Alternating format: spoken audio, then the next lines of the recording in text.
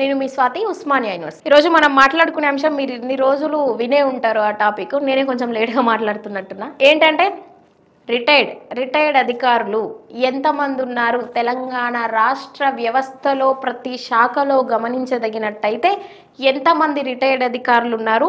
ఆ నివేదిక సిఎస్ శాంతి కుమార్ దగ్గరికి వచ్చింది కదా.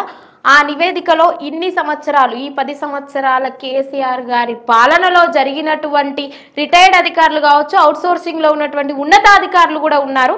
వాళ్ళందరినీ కూడా ఎందుకు ఈ 10 సంవత్సరాలు వాళ్ళ వయోపరిమితి అయిపోయినప్పటికీ కూడా ఎందుకు అవకాశాలు వేరే వాళ్లకు రాకుండా, వాళ్ళకు ఉన్న వాళ్లకు ప్రమోషన్లు ఇవ్వకుండా ఎందుకు వాళ్ళకు అనుకూలంగా ఉన్న వాళ్ళని ఉంచుకోవడం జరిగిందా? ఏ డిపార్ట్మెంట్లో ఎంతమంది ఉన్నారో మనం చూస్తే విభిన్నమైనటువంటి పరిస్థితులు కనిపిస్తూ ఉన్నాయి ప్రతి శాఖలో. అత్యధికంగా మున్సిపల్ డిపార్ట్మెంట్లో 179 మంది రిటైర్డ్ అధికారులు ఉన్నారు. R&Bలో 75 మంది, ఇరిగేషన్ శాఖలో 70 మంది, హైయర్ ఎడ్యుకేషన్లో 88 మంది. ఇట్లా లెక్క చూసుకుంటూ పోతే అన్ని శాఖలలో 1049 మంది రిటైర్డ్ అధికారులు ఉండడం జరిగింది. ఇక్కడ ప్రాబ్లం ఏంటంటే అండి, ఇన్ని రోజులు తెలంగాణ రాష్ట్రంలో నిరుద్యోగత రే ఉన్న జాబులు ఎవరా నాయనా, ఉద్యోగాలయ్యి రాసి సస్తాం, జాబులు తెచ్చుకుంటాం, ఇంట్లో అమ్మలు అయ్యలు పెళ్ళిళ్ళు చేసుకుంటే పెళ్ళాం పిల్లలు ఉన్నారు, వాళ్ళకి తిండి పెట్టాలి అని విద్యార్థులు రోడ్ల మీద కూర్చొని వాళ్ళ భవిష్యత్తును ఆలోచించుకొని ఇన్ని రోజులు పడ్డ కష్టాలను వెలిబుచ్చడం జరిగింది. అది మనందరం కూడా లైవ్లో చూసినాం. గత 6 నెలల నుంచి కూడా వాళ్ళు చేస్తున్నటువంటి పోరాటాలు. మరి ఈ విధంగా రిటైర్డ్ అధికారులను ఉంచుకొని వీళ్ళు పరిపాలనా శాఖలలో వీళ్ళని వెళ్ళనివ్వకుండా వాళ్ళు ఎక్స్పైర్డ్ ఇట్లా అంటున్నందుకు దయచేసి సీనియర్ సిటిజన్స్ కావచ్చు, రిటైర్డ్ అయినటువంటి అధికారులు కావచ్చు, ఎవరు కూడా తప్పుగా అర్థం చేసుకోకండి. నాకే ఎలాంటి మీ మీద శత్రుత్వం కానీ ఎలాంటి ఇది లేదు. కాకపోతే ఒక ఆవేదన మాత్రమే.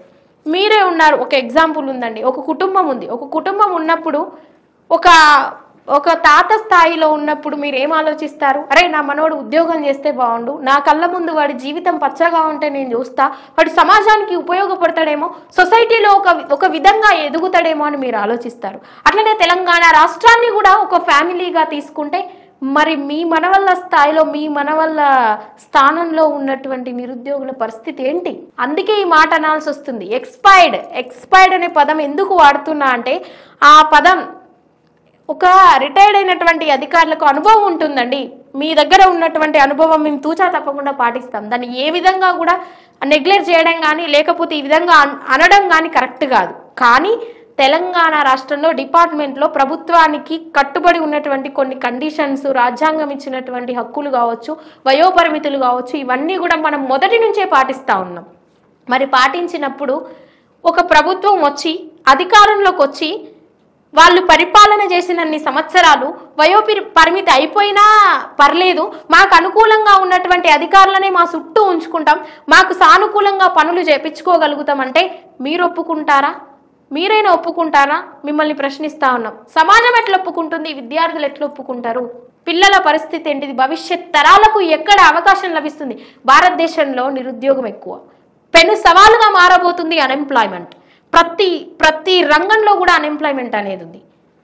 అత్యధికంగా ఉన్నటువంటి ఈ అన్ఎంప్లాయ్మెంట్లో ఇంకా చేసేటువంటి ఈ పనులేంది?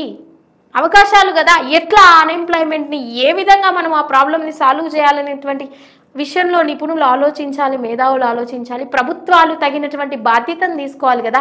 మరి కేసీఆర్ గారు ఎందుకు ఇట్లా చేసిర్రు? 1049 మంది రిటైర్డ్ అధికారులు అంటే నెలకు 150 కోట్ల జీతాలు ఇస్తున్నారు. వాళ్లకు సంవత్సరానికి 1800 కోట్ల రూపాయల జీతం ఇచ్చిర్రు. అన్ని అప్పులు తెచ్చి కుప్పలు పెట్టిర్రు. అదే స్థానంలో ప్రమోషన్లలో కొంతమంది ఎక్కేవాళ్ళు, వాళ్ళ స్థాయిలో నిరుద్యోగులు ఇంకొక 1049 మందికి ఉద్యోగాలు వచ్చాయేమో, వాళ్ళ జీవితాలు బాగుపడేయేమో. ఎందుకు సార్ మీకు ఇవన్నీ ఎందుకు గుర్తు రాలేదు? ఆర్టీసీలో అంత వేడిగా జరుగుతుంది తెలంగాణ రాష్ట్రంలో ఈ చర్చ. ఆర్టీసీలో ఒక మహిళకి 7 లక్షలంట. One of the highest package in the India. అవునా కాదా? Highest package. మరి ఒకరి మీద మనం అంత ఇన్వెస్ట్ చేస్తున్నామంటే వారి నుంచి వచ్చే ప్రొడక్టివిటీ ఎంత? అసలే ఆర్టీసీ నష్టాలలో ఉందిరా నాయనా అని మొత్తుకుంటా ఉన్నాం కదా. మరి ఎట్లిచ్చిర్రు 7 లక్షల జీతం అంటే? ఏమనుకుంటారు సార్ మీరు? సో ఇండే చేసిర్రు ఈ పని, లేకపోతే ఇచ్చే మీ సలహాదారుల విధానమా, లేకపోతే మీ చుట్టాలు బంధువుల ప్రోద్బలమా? ఏ విధంగా అనుకోవాలి ఈ విషయాన్ని? 7 లక్షల జీతమా? మొన్న కూడా ఒక వీడియోలో చెప్పడం జరిగింది. మీ చుట్టాలు బంధువులు అయినటువంటి ఒక ఆమెకు జెన్కోలో 1,00,000 అసలు క్వాలిఫికేషనే లేని ఆమెకు ఇంజనీరింగ్ చదవని నాన్ ఇంజనీరింగ్ ఆమెను తీసుకొచ్చి మీరు జెన్కోలో ఉద్యోగం ఇచ్చి ఇంట్లో కూసబెట్టి నెలకు 1,00,000 ఎవడబ్బా సొమ్మయ్యా, నెలకు 1,50,000 జీతం ఇస్తావా నువ్వు? అది అటు పోయింది, ఇది ఇటు పోయింది. తీరా చూస్తే రిటైర్డ్ ఉద్యోగులు ఇంతమంది ఉన్నారు. ఐఏఎస్లు ఐపీఎస్లు కొంతమంది రాజీనామాలు చేసిరు, కొంతమంది ఉన్నారు. ఇది ఆత్మ పరిశీలన చేసుకోవాలి. దయచేసి ఇంకా ఆ పోస్టులలో కొనసాగుతున్నటువంటి పెద్దవాళ్ళు మిమ్మల్ని మేమేం అనలేని పరిస్థితిలో ఉన్నాం. దయచేసి ఇప్పటికీ ఆత్మ పరిశీలన చేసుకొని విద్యార్థులకు కావచ్చు, భావితరాలకు బాసటగా నిలబడి వాళ్ళకు అవకాశాలు ఇవ్వాలి. మీరు ఆ అవకాశాలు ఇచ్చే దిశగా మీరు ప్రభుత్వానికి సూచనలు చేసి అవసరమైతే మీ సేవలు రాష్ట్రంలో కొనసాగించుకోవడానికి చాలా స్వచ్ఛంద సేవా సంస్థలు చాలా కొనసాగుతూ ఉన్నాయి. ఇళ్లలో కూడా మీరు ప్రొడక్టివిటీని పెంచండి. ఎంతో సామర్థ్యత, నైపుణ్యత, స్కిల్స్ను పెంచి స్టూడెంట్స్ని ఈరోజు భారతదేశానికి వదిలేయండి. ఎందుకు మనోళ్ళు స్కిల్స్ ఉండి degree graduations, post graduations, PhD scholars అయిపోయినాక కూడా ఎవరికి అవగాహన ఉండలేదు.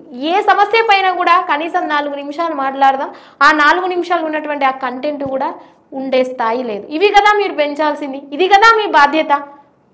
ఏ విధంగా మీరు రాజ్యాంగంలో ఉన్నటువంటి హక్కులకు భంగం కలిగిస్తూ ఉన్నారు?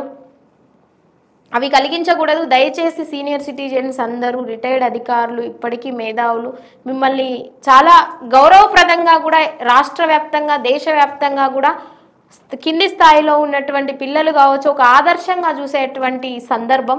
ఆ సందర్భాన్ని మీరు ఇప్పుడు ఈ విధంగా ఇట్లా చేసుకోకండి. మీరు ప్రభుత్వానికి సూచనలు ఇవ్వండి. దయచేసి వారు ఎవరైతే రిటైర్డ్ అధికారులు ఇంకా కొనసాగుతూ ఉన్నారో వాళ్ళని ప్రభుత్వం త్వరితగతిన చర్యలు తీసుకొని వారిని తీసేసి కొత్త విద్యార్థులకు, ఇంకా ఇప్పుడు కొనసాగుతున్నటువంటి ఉద్యోగస్తులకు ప్రమోషన్లు కావచ్చు, వాళ్ళ స్థాయిలలో నోటిఫికేషన్లు, కొత్త నోటిఫికేషన్లు కావచ్చు, ఉద్యోగ భర్తీ నియామక ప్రక్రియ అనేది త్వరితగతిన మీరు చేపడితే రాష్ట్రం అంతా కూడా, ప్రజలందరూ కూడా సంతోషపడతారు. ఇది త్వరితగతిన దీని దిశగా మీరు అడుగులు వేస్తారని కోరుకుంటాను.